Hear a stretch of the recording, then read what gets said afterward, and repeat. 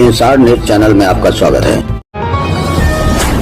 आपको एक विशेष अयोध्या में भगवान राम का विरोध करते थे तो कन्नौज में यूपी के कन्नौज जिले में मातृशक्ति सम्मान समारोह में पहुंचे सूबे के मुखिया योगी आदित्यनाथ का पार्टी के वरिष्ठ नेताओं ने जोरदार स्वागत किया। शहर के बोर्डिंग ग्राउंड में आयोजित कार्यक्रम में शामिल होने से पहले वह पूर्व विधान परिषद सदस्य स्वर्गीय बनवारी लाल दोहरे के आवास पर गए, जहां उनके चित्र पर पुष्प चढ़ाकर श्रद्धांजलि दी और परिजनों से मिले। वहीं उन्होंने आयोजित कार्यक्रम में भाग लिया, जहां 352 करोड़ रुपए की परियोजनाओं का शिलान्यास करते हुए विभिन्न सरकारी योजनाओं की सहायता राशि की चेक तथा मुख्यमंत्री और प्रधानमंत्री योजनाओं से मातृशक्तियों को सम्मानित किया। योगी आदित्यनाथ ने कन्नौज जिले के प्राचीन इतिहास को दोहराते हुए महाराजा हर्षवर्धन की दानवीरता का जिक्र करते हुए कहा, प्रयागराज में कुंभ की बात पर कन्नौज के शासक दानवीर महाराजा हर्षवर्धन की दानवीरता सामने आ जाती थी। उन्होंने कहा, कन्नौज जिले में इत्र पार्क के निर्माण से लेकर इत्र उद्योग के विकास के लिए डबल इंजन की सरकार कोई कोर कसर नहीं छोड़ेगी। इत्र उद्योग से जुड़ी हर समस्या का समाधान किया जाएगा। सपा प्रमुख अखिलेश यादव पर पलटवार करते हुए कहा, वह महापुरुषों का सम्मान नहीं करते। उन्होंने अयोध्या में श्री राम का सम्मान नहीं किया और कन्नौज में बाबा साहेब भीमराव अम्बेडकर के नाम से बना मेडिकल कॉलेज बाबा साहब का नाम हटाकर उनका अपमान किया। उन्होंने पुनः राजकीय मेडिकल कॉलेज का नाम बाबा साहब भीमराव अम्बेडकर करने की घोषणा कर दी। बाबा साहब भीमराव अम्बेडकर के नाम की घोषणा कर क्या मायावती के वोट बैंक पर चाल चल गए योगी जी, या फिर सपा प्रमुख अखिलेश के पीडीए से डी को अपने पक्ष में लाने की कवायद कर बढ़ा दी अखिलेश यादव की मुश्किलें? कृपया आप कमेंट बॉक्स में अपनी राय जरूर लिखें। सरकार यहाँ पर इत्र पार्क के निर्माण की कार्रवाई को आगे बढ़ा रही है और मैं आपको आश्वस्त करने के लिए आया हूं कि इत्र यहाँ की पहचान है।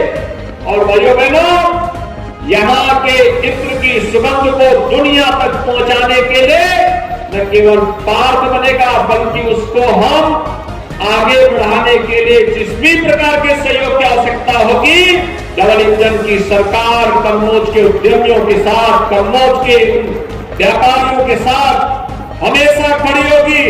भूमि की समस्या का समाधान हो, तकनीक की समस्या का समाधान हो, उसकी पैकेजिंग की समस्या का समाधान हो या मार्केटिंग का या एक्सपोर्ट का, इन सब में सरकार अपने स्तर पर सहयोग करके इत्र के व्यापार को वैश्विक मंच प्रदान करने का कार्य कन्नौज के माध्यम से अवश्य करेगी।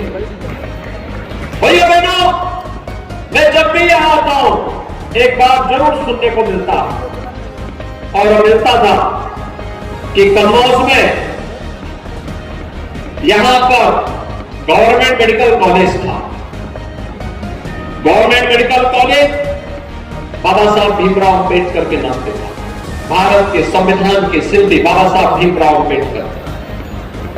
समाजवादी पार्टी की सरकार को पता नहीं क्या छिड़ थी इन महापुरुषों से।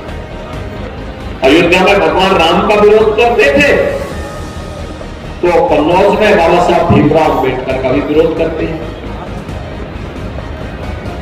यानी उनको परिवार के बाहर कुछ भी नहीं दिखाई देता है, अपने परिवार के बाहर सोच ही नहीं सकते। कुछ लोगों की आदत होती है, वोट तो जाति के नाम पे लेते हैं लेकिन काम केवल परिवार के लिए करते हैं, परिवार से बाहर नहीं। लेकिन भाइयों बहनों, हम फिर से आपको आश्वस्त करना चाहते हैं, जो हमारे जनप्रतिनिधियों की भावनाएं हैं, जो यहां पर अभी कहा है, असीम जी ने भी कहा है, सुब्रत जी ने भी कहा है, हमारे अन्य मान्य विधायकगण भी इस बात को कह रहे थे कि बाबा साहब भीमराव अम्बेडकर के नाम पर फिर से मेडिकल कॉलेज का नामकरण होना चाहिए। और मैं आपको आश्वस्त करने के लिए आया हूं कि बाबा साहब भीमराव अम्बेडकर के नाम पर फिर से जाना जाएगा कन्नौज का मेडिकल कॉलेज।